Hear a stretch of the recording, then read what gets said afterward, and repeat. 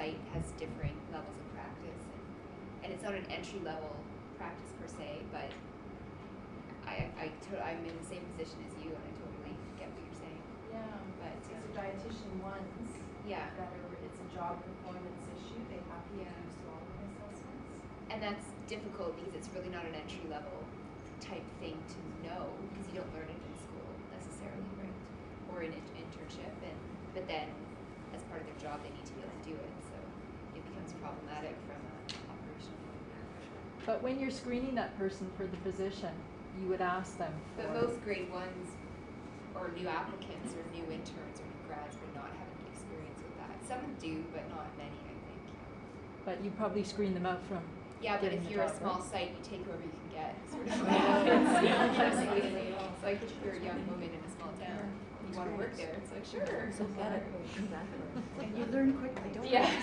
They don't always want to come. Okay, the next topic I want to mention briefly is the Health Profession Review Board.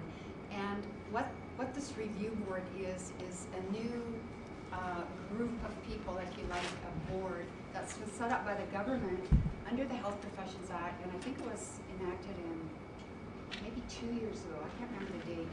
But this group of people, I have to explain. So before there was a review board, if the college, any college regulated under the Health Professions Act, if the college made a decision about registration that basically denied the person registration for whatever reason, and the person didn't like that decision, they could appeal it, and the appeal would go to the board because the committee made the decision, told the person what it was they had to do, or you're not qualified to register with us.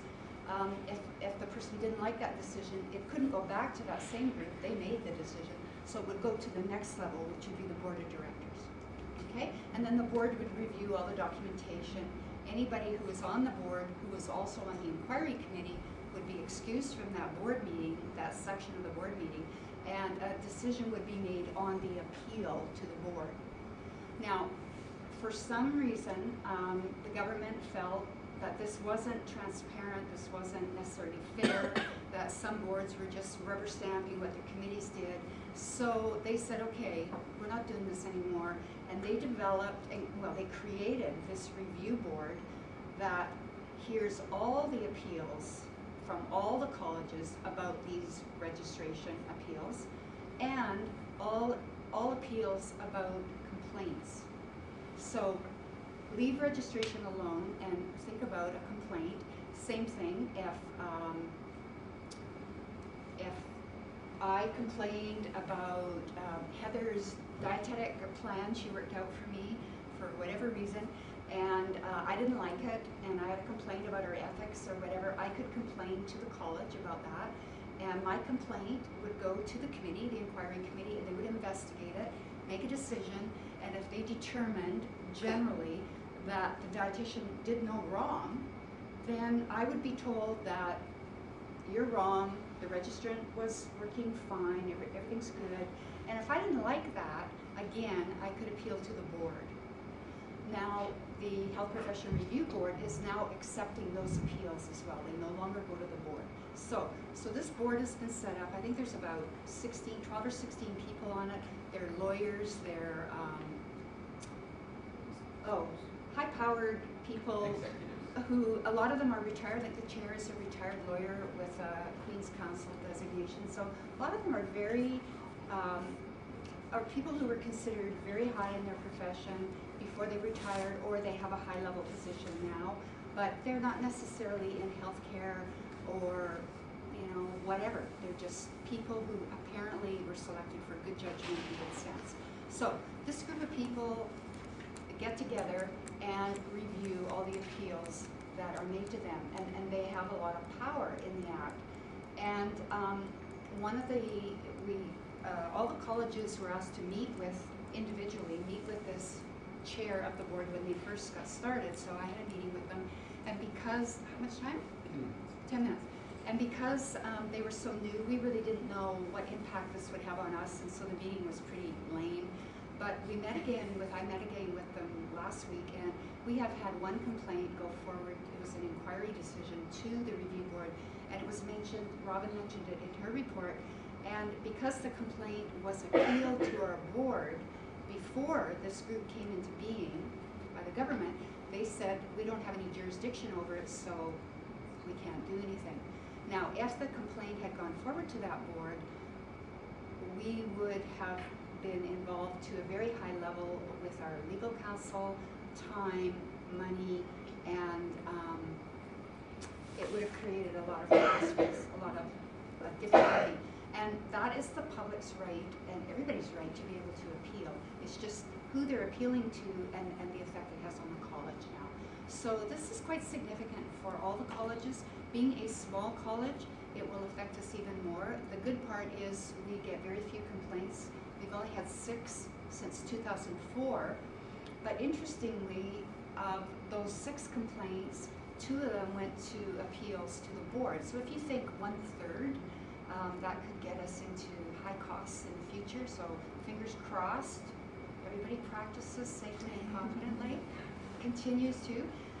But I also learned talking to the chair of the board of the Health Profession Review Board that we need to make some changes in the letters we send out for registration, which could cause us to have more people appealing to us. So this information will go to the registration committee, and it means that anybody who's denied registration for any reason, even if they're not a dietitian, or if they're asked to do any upgrading at all, take an internship program, they can appeal.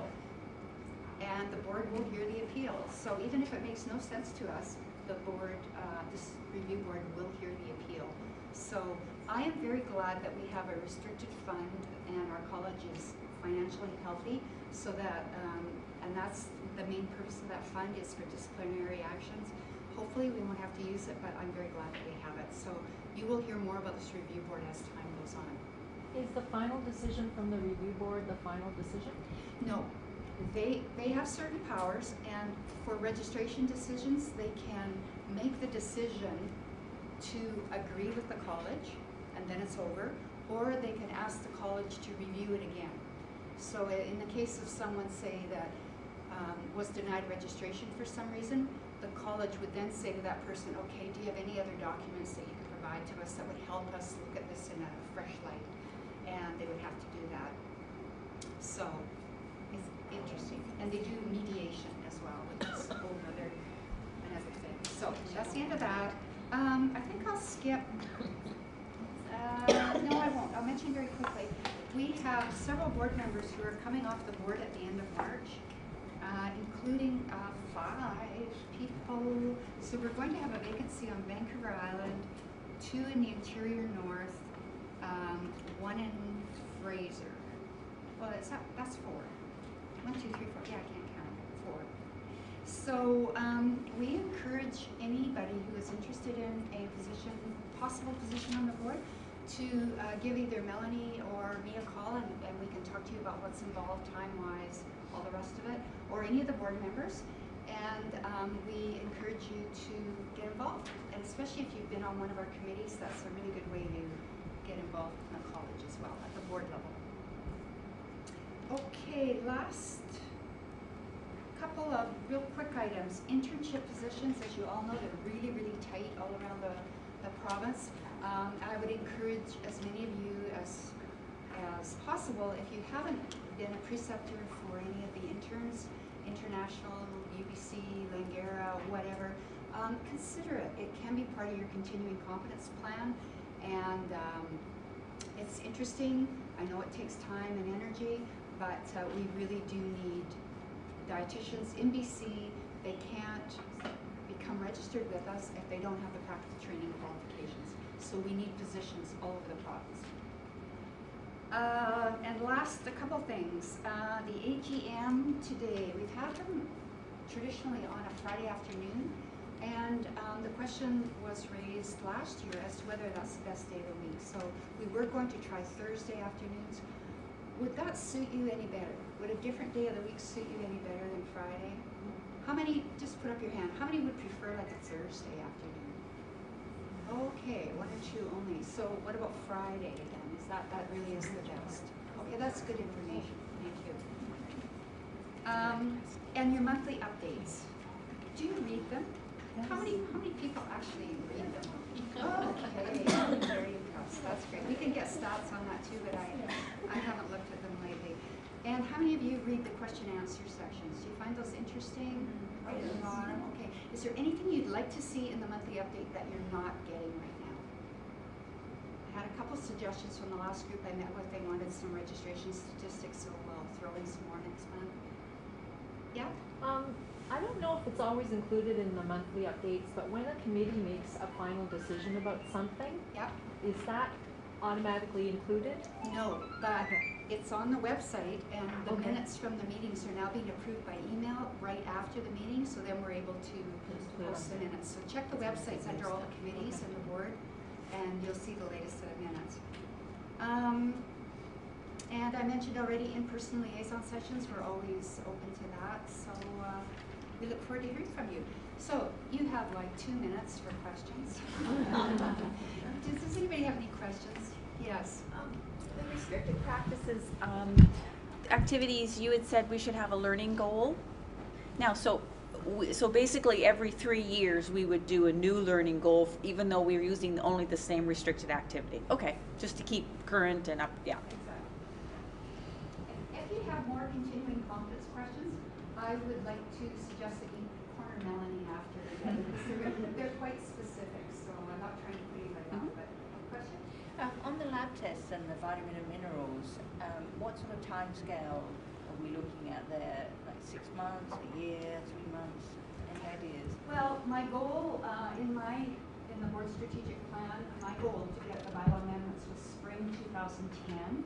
So now that I know we have to do all these consultations, I think we're looking at probably spring 2011. So hopefully we would get them in by then and get them approved. The government may or may not go for some of the things, but they seem quite positive about vitamins, minerals, and things. So that's it. Any more questions? Thank you very much, and I really appreciate you all coming today and all the sites. And I haven't asked you if you have questions. Maybe we should do that. Any questions from Prince George? Nope.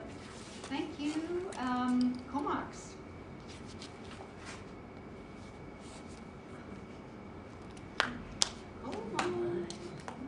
Okay, how about Kelowna? Any questions? No, we're good. Thanks, Vern. Okay, thanks, Ev. Okay, and thanks to all of you, and I'll turn you back to you. Great. Thank you very much, everybody, for coming today. The annual report that you received today will be posted on the website. And anybody who wasn't here today, if they want a copy, they just have to contact the college office, and we'd be happy to send them a copy. I think we often, sometimes, well, I shouldn't say we often, we do take it for granted that the college sort of just keeps running, and we're here and we're doing the things that we're doing, and every year we just go to register and we're registered again and we're practicing again. But sometimes we fail to recognize that being the size of the college that we are, there are only 3 people that work in the office that keep us running all the time. So I'd just like to take a moment to just recognize Fern, Melanie, and Marilyn for keeping us all doing what we're doing.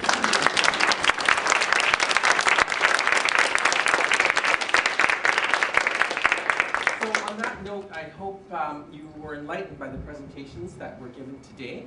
If there are future topics that you wish to have at our next AGM, please by all means forward those suggestions to us.